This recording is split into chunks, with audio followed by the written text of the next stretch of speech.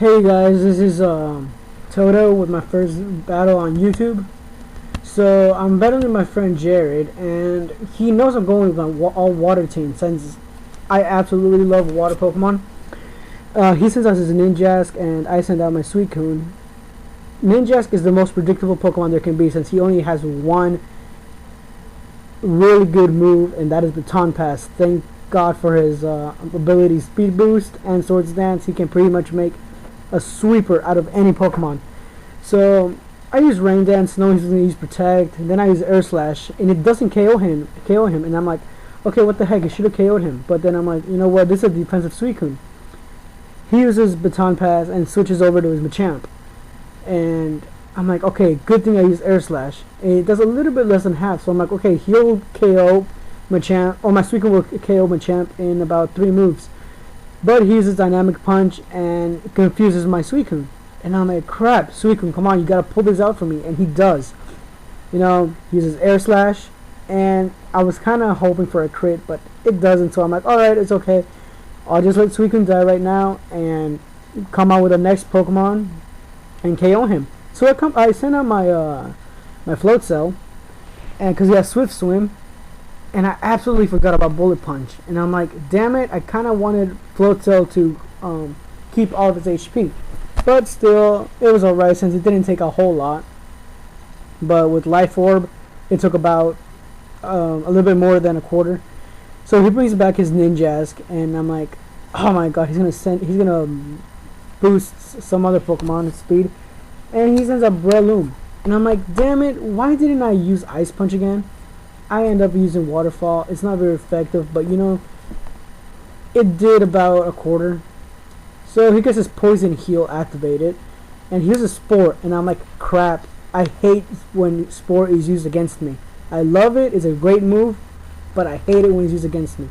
So I switch out to keep Float Cell in my party so he can't break the Sleep Claws. And I go out with Gyarados knowing that, or thinking that he was going to have Seed Bomb, but guess what? He had Stone Edge. And he told me after the battle that he had Stone Edge precisely for Gyarados only. And I am like, you know, is he predicting like every single one of my Pokemon? Anyway, I go out with this Ice Fang to break his sub, but I don't get an extra move to Ice Fang his Breloom. So I send out Ludicolo, and he can't Spore me, so I go ahead and use Rain Dance. He brings back his Ninjask, uses Protect, and I'm thinking, alright, he's going to Baton Pass to another person, or Pokemon. But he doesn't, and he uses X-Scissor, and I'm like, crap. I think this just KO'd my Ludicolo, but he hung on with 30 HP. I use Ice Beam, and he is dead. I'm like, alright, sweet, I took care of that Ninjask. I did not want that Ninjask being around. He sends out his Gengar, and I use Surf. I am like, okay, I wasn't sure if Gengar was going to survive this, but then I remember he doesn't have a really good special defense, and Rain Dance boosts my Surf by 50%, so I'm like, that worked out perfect for me.